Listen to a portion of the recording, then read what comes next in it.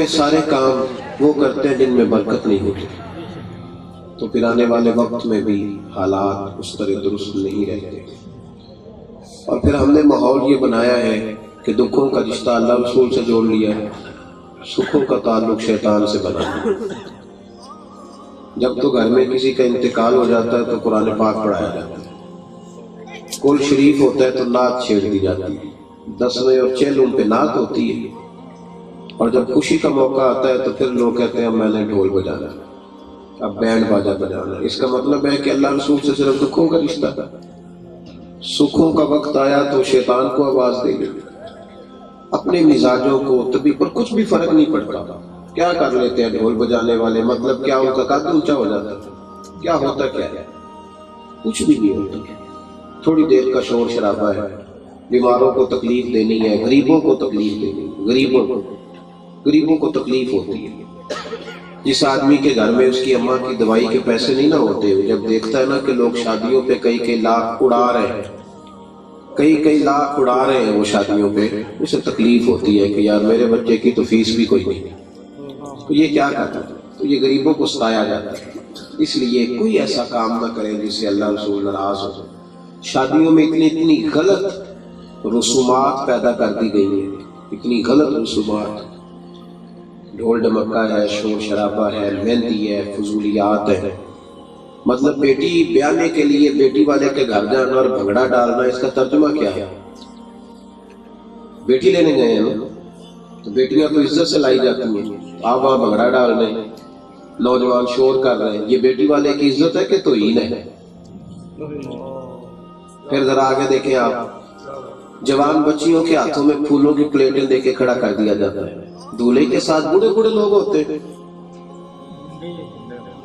آپ نے جوان بچیوں کو بیوٹی پارلر سے تیار ہوئی بچیوں کو کھڑا کر دیا پھول دے کے۔ عرب کی عورتیں جب اپنے خامد کی توجہ اپنی طرف کرانا چاہتی تھی تو بستر پہ پھول پھینکتی تھی تاکہ خامد کی توجہ ہو۔ پھر کہتے ہیں پتہ ہی نہیں چلا یہ اتنے بچیاں بچے بگڑ کیسے گئے۔ وہ خود نہیں بگڑے، ہم نے ماحول بنا کے دیا، چیزوں کو سمجھے۔ یہ رسم عیسائیوں نے شروع کی تھی۔ صاحب فتوح الشام علامہ باقری نے لکھا ہے کہ جب حضرت سعد بن ابی وقاص رضی اللہ تعالیٰ عنہ قادسیہ فتح کرنے کے لیے گئے نا حضرت عمر فاروق رضی اللہ تعالیٰ عنہ کے زمانہ مبارکہ میں، تو ایک شہر ایسا آیا جس کی عمارتیں بڑی خوبصورت تھیں، بلڈنگیں بڑی حسین تھیں، بڑی بڑی عالی شان بلڈنگیں تھیں۔ لوگ مروب ہو جاتے ہیں نا جی، بلڈنگیں دیکھ کے بھی بندے راضی ہو جاتے ہیں۔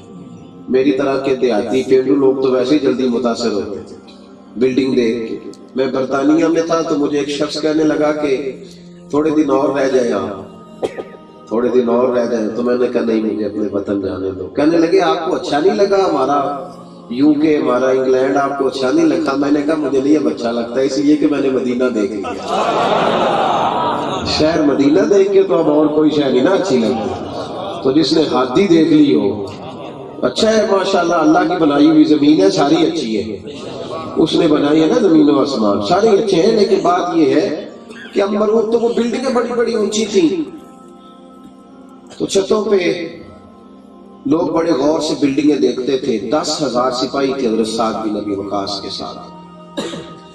ان لوگوں نے، عیسائیوں نے ایک سازش رچی، انہوں نے کہا کہ عورتوں کو پھول دے کے چھتوں پہ کھڑا کرو، جب یہ لشکر گزرے گا نا تو ہم بچیوں سے کہیں گے کہ پھول پھینکو، اگر ایک دو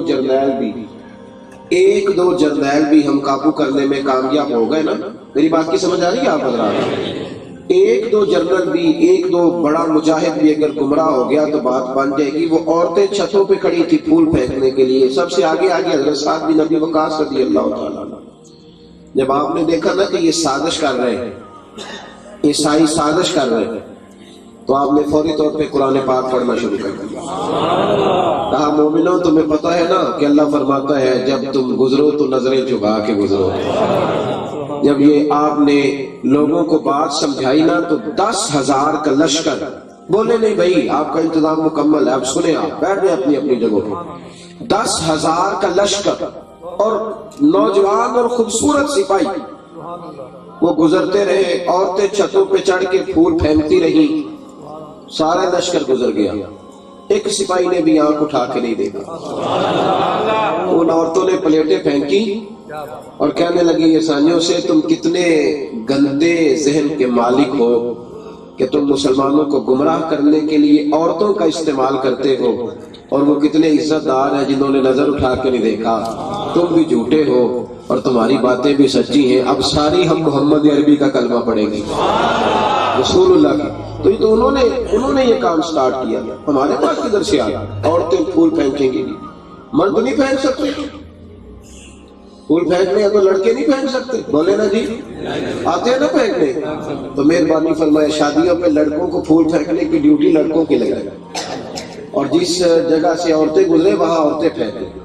یہ رسومات شادی کی بری رسومات. شادیوں پہ خرچہ اتنا زیادہ کیا جاتا ہے, اتنا زیادہ قرضہ اٹھا لیتے ہیں, اور پھر وہ جب لڑائی ہوتی ہے نا ہمارے دیہاتوں میں لڑکے کی اور اس کے ابا کی, تو وہ ابا کہتا ہے کہ تیرے بیاہ کے لحاظ سے تیرے ہی کھاتے ہوئے. تو وہ پھر بیچارہ ابھی 15 دن نہیں ہوتے شادی کو کہ پیسے لینے والے پہنچ جاتے ہیں. تو مصیبت کیا ہے؟ کیا ضرورت ہے یہ کام کرنے کی؟ چھوڑے, شادی سستی کرو, سہولت دو, اس کو آسانی پیدا کرو. کچھ بھی نہیں, کوئی بندہ نہیں جو جا کے آپ کا اشتہار چھپائے گا کہ چودھری صاحب نے بڑا سالن پکایا جی. کوئی بھی نہیں. آپ بڑا زبردست قسم کا کھانا. میں ایک شادی پہ تھا جہاں 15 کھانے تھے, 15 کھانے. اور جب ہم باہر نکل رہے تھے تو ایک شخص کہہ رہا تھا باقی تو سارا ٹھیک سی, مچھی بنانے والا بندہ نہیں سارے ٹھیک لیا. یعنی ایک مقدار نمک کم رہ ہی جاتا ہے. تو آپ تعریف نہیں کرا سکتے. بلے بلے والا دور اب گزر گیا, اب تو حسد ہی حسد ہے اللہ ماشاءاللہ. تو اس لیے تھوڑا سا کلوز کریں چیزوں کو. کسی ایک نے تو قدم اٹھانا ہے نا, کسی ایک نے تو کوشش کرنی ہے نا. پہلا قطرہ کسی نے بننا ہے نا. کوشش کریں گے نوجوان, کوشش کریں نوجوان جس کی شادی ہو وہ ڈٹ جائے, وہ کہ نہیں بینڈ بجنے دینا, نہیں بینڈ. ہمارے حاجی نمازی ناراض نہ ہو جائے, 5 وقت کے پکے کٹر نمازی, وہ بھی کہنے نے چاہے جی منڈے میری گل نہیں مانتے. نالے کہنے مینوں کی پتہ میں نہیں کی کرتے سر, میں تے ڈیرے تے سر. حاجی صاحب تو اللہ پوچھ رہا ہے. ہاں اج بھی کیتی جاندے ہو تے لہو بھی پیتی جاندے ہو, کھو کے مال یتیماں دا تے بھیج مسیتی جاندے ہو, پھٹ دلاں دے سیندے نہیں تے ٹوپیاں سیتی جاندے ہو, نفس تے چھری پھیر دے نہیں تے دمبے کیتی جاندے ہو, فرض پلائی بیٹھے ہو نفلا نیتی جاندے ہو, دسو تے سی بلے شانو ایک ہی کیتی جاندے ہو. یہ بتانا پڑے گا. درنگی چھوڑ کے یک رنگ ہو جا, سراسر موم ہو جا یا سنگ ہو جا. ایک بات ہے, یہ چھوڑے غیر شرعی رسومات. کچھ نہیں, میں تو کچھ پیروں پہ بڑا حیران ہوں. یہ پیر نہیں آگے میدان میں روٹی تے زمین تے کھاندے تے نماز درش تے پڑھ دے جی, کپڑے اتنے پاندے تے نماز کدھر اور پڑھ دے. کہتے میرے پیر صاحب کی تقریر کرتے انہوں کوئی علم لدنی ہے. میں کہ انہوں عمدی نہیں کرے کہ تم جہل ہے, اور باں علموں جو کرے فقیری وہ کافر مرے دیوانہ ہو. عجیب تماشا ہے. یہ کیسا پیر ہے جو شریعت کے پابند نہیں؟ کس قسم کے بدتمیز لوگ میدان. پیروں کے بچوں کی شادیاں بڑی مہنگی ہیں, پیروں کے بچوں کی شادیاں. غریب مرید سینکڑوں بچیاں بیائی جا سکتی تھی جتنی ایک پیر کے بچے کی شادی کا خرچہ ہے. اللہ کو جواب نہیں دینا, مرنا نہیں, اور تھوڑی جگہ رہ گئی ہے دھوکہ کرنے والی. دین کے نام پہ ہی دھوکہ کرنا تھا. ڈرنا چاہیے اللہ تعالیٰ. اتنا ہی پروٹوکول وزیر کا ہے اتنا ہی پیر کا ہے, کوئی فرق ہی نہیں رہ گیا. طبیعتوں کو لائیں, اور یہ آپ لوگوں کو اور مجھے سارا پتہ ہے. ایک اور بھی بات یاد رکھیں کہ جعلی کا نعرہ لگا کے نا اصلیوں کو کبھی بھی غلط نہیں کہنا. اصل ہوتا ہے, نقل. مجھ سے ایک صاحب نے کہا تھا کہ جناب جعلی پیر زیادہ ہو گئے. میں نے کہا جعلی ہوتے ہی تب ہے جب اصلی موجود ہو. جو چیز ہوتی ہے نا اسی کی نقل ہوتی ہے.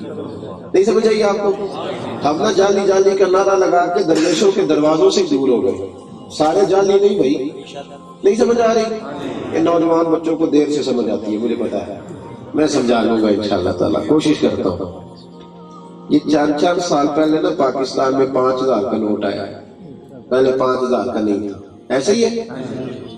جب 5000 کا نوٹ نہیں تھا تو بتائیں 5000 کا جعلی نوٹ چلتا تھا پاکستان میں. جعلی کب بنا؟ جب اصل ہے. تو نقل نوٹ چل رہا ہے اس کا مطلب ہے اصل ہے. اصل ہو تو نقل چلتا ہے. تو جعلی پیروں کی دکان چل رہی ہے، اس کا مطلب ہے کہ اصلی پیر دنیا میں ہے، اس لیے تو نقلی کا کام چل رہا ہے۔ اصل نہ ہوتے تو نقل کا کام کبھی چلتا، یہ چل ہی نہیں سکتا، یہ پکی بات ہے۔ اصل ہوتے ہیں تو نقل کا کام چلتا ہے، اس لیے ان چیزوں کو سمجھے۔ میرا مضمون یہ نہیں تھا